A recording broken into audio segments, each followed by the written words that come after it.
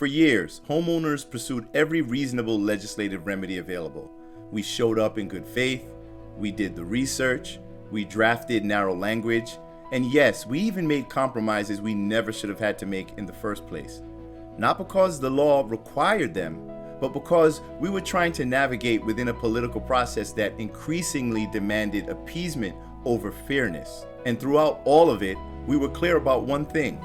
Intro 948 was never intended to fix Local Law 18. It was merely an emergency mitigation measure, a way to slow the bleeding for homeowners who were facing the imminent loss of income, displacement, and in some cases the loss of their homes, while deeper civil constitutional questions were addressed elsewhere. That clarification was made before the City Council vote. What happened next removed any remaining doubt about where this fight truly belongs.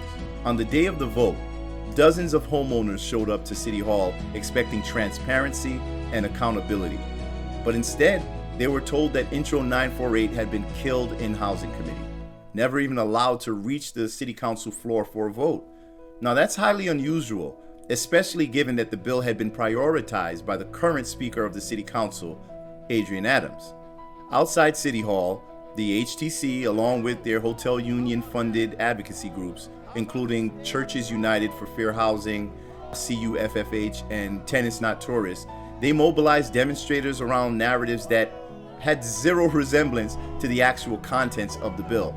Now, when the bill was killed, they laughed, they celebrated, and just down the street, homeowners stood there in disbelief, many of them crying, fully aware of what that decision meant for them.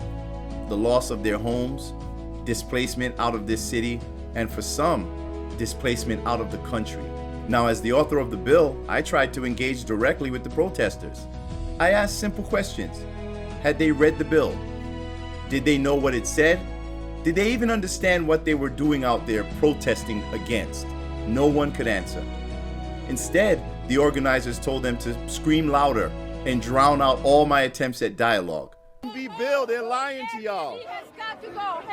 Why is she telling y'all don't talk to nobody? They're literally lying to you.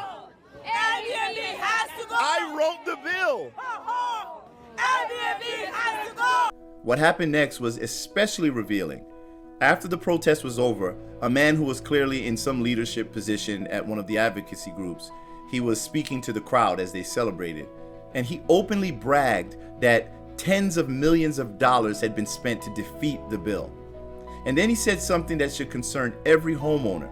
He declared that the spare rooms in people's homes are for family, not tourists. Now that statement, as authoritarian and abhorrent as it was, it reveals the underlying philosophy that has been at work here.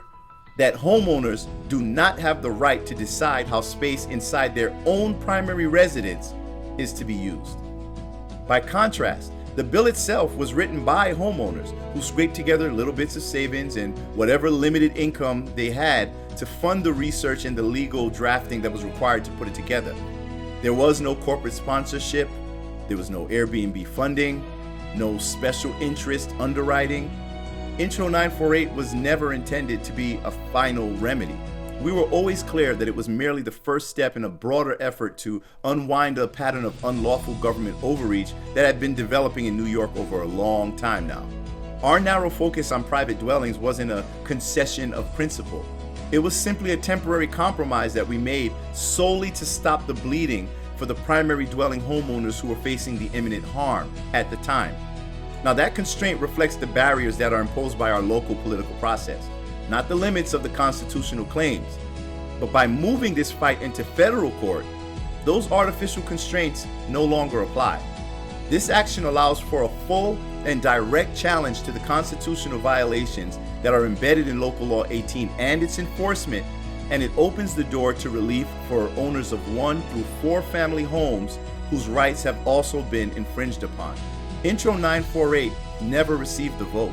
That fact alone should concern anyone who still believes in our local legislative process and in constitutional fairness.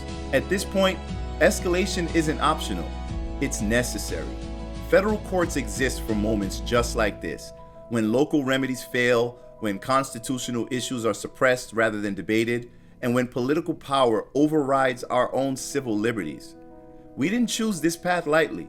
We exhausted all others. This fight did not end at City Hall. It's just the beginning, where it always belonged, in federal court. Join us.